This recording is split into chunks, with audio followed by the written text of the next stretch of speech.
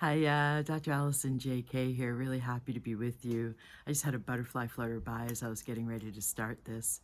Great sign of transformation, the lighter transformations, whereas snake medicine is more about shedding our skin, and it feels like the time we're in right now is more the latter. It's both, right? I mean, what would it feel like for it to be light and easy and full of grace and unconditional love and compassion to come through whatever it is we are being asked to release now, because that is the nature of the times we're in right now, is release and purification.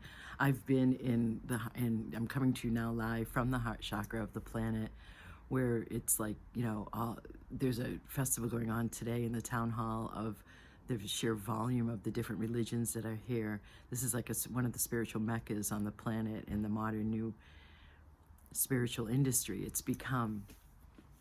And with yesterday's new moon and eclipse, as we get ushered into the Aries Libra axis of eclipses, we have another one coming up in just 2 weeks now, less than 2 weeks on the 28th. Eclipses end something, yeah? And so you may not feel like you're ending anything very obviously. And what I understand about how this process works, the best and easiest way is, let me take you through this. Take your hands, tight them and put them in tight fists, and now open. Let's do it again.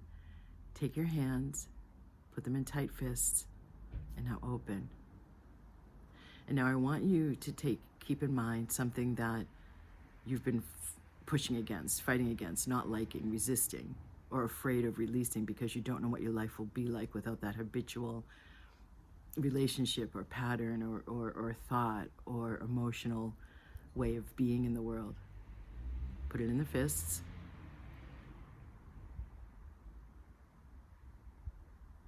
I'm sending energy to help you do this. I'm going to be silent for a moment.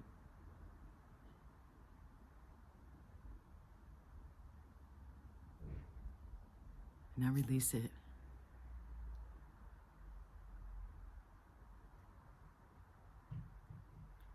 And it may be really subtle. Like this may occur to you. Oh, interesting here. This may occur to you tomorrow or the next day. You may not be consciously aware of what you're releasing, and that's fine. You don't have to be. You don't have to make it a mental process, an analytical process. You can just allow yourself to go out in nature, for example, and just be.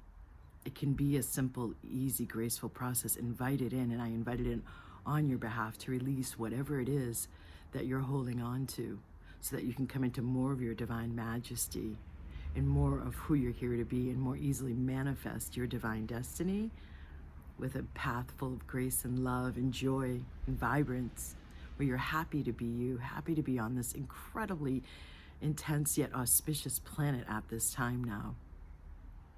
It really is. I could tell you a story last night. I was walking to the Chippy to get fish and chips on my splurge meal, and a woman fell, and it was a really loud thud on the floor. She tripped over a step, and so an ambulance had to be called, and myself and another, for all places for her to fall, this is a great place. Myself and another woman, she went into prayer, and I went into both prayer and holding my hands projected to her with healing energy. Still step back a bit to give space for the emergency worker who happened to be there at the time with a shock blanket, interestingly, before the ambulance came. So, it's a wonky time on the planet right now. Without bringing up what's happening planet-wide, all of the stuff that we are surprised by that's happening, the seeming chaos, the seeming divisiveness, the seeming bombing, wars.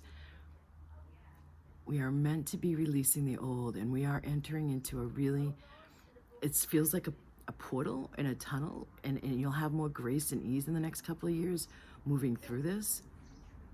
The more you can surrender and the less you can be dominated by your what we call in meditation and Buddhism, the ego mind and habitual trains of thought. I know that one of the, sorry, there's some people walking by.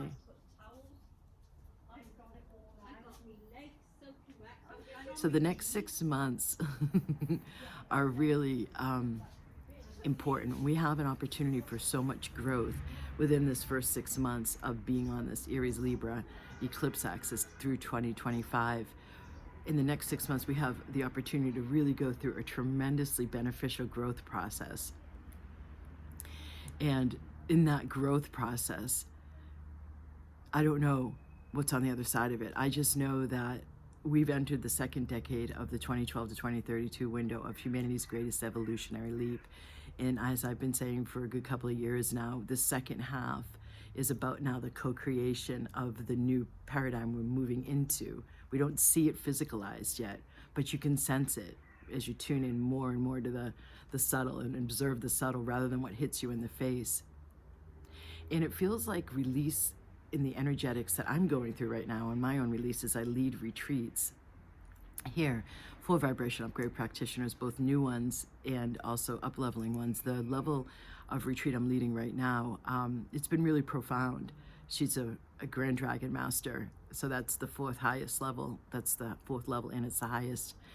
And so I'm taking her on more advanced excursions to experience more of the subtle. And without going into that anymore, what we've been doing has been in these energetics of not only the new moon and the eclipse yesterday, but the eclipse season on the Celtic year of the whale. It is release. There is flower essences from the chalice well that is one of, if not my favorite sacred site or planet-wide, and I've been to so many of them.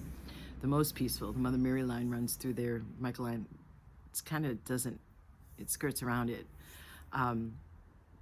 Right next to the tour, they have a wheel. They have a wheel of the year, Celtic wheel of the year line of essences, and the one for this time of year is release. Whereas the other time of year, when I lead trainings and retreats here, is Beltane in May, and that one is Thrive. That flower essence is Thrive, and so my students and I all take that release as appropriate, like I just said, the essence for that time of year. I'm a flower essence practitioner too, in case you didn't know. And that's very, very subtle. So it's the release time of year leading up to All Hallows Eve or Samhain or Samhain or Halloween on the 31st, when the veils are really, really thin. And I'm already in a location where the veils are really thin in Glastonbury.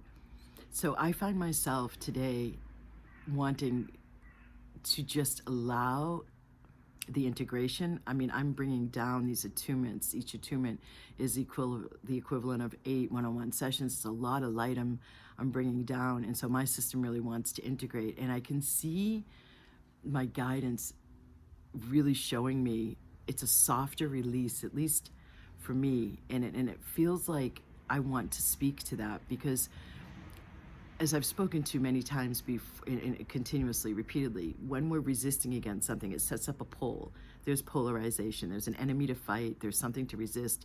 There's something we don't like. It's a struggle or a habit or a pattern, and we're fighting against it. So that makes it more solid and real, and it sets up that polarity. What about collapsing that?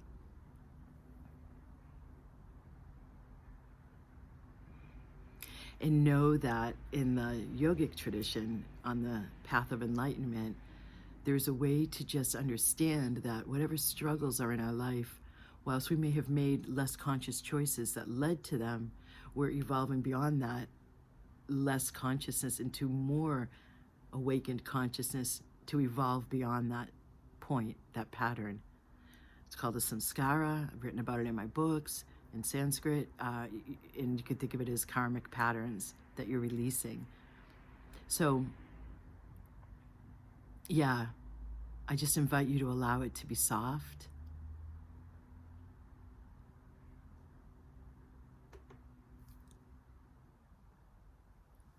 Namaste. Blessings.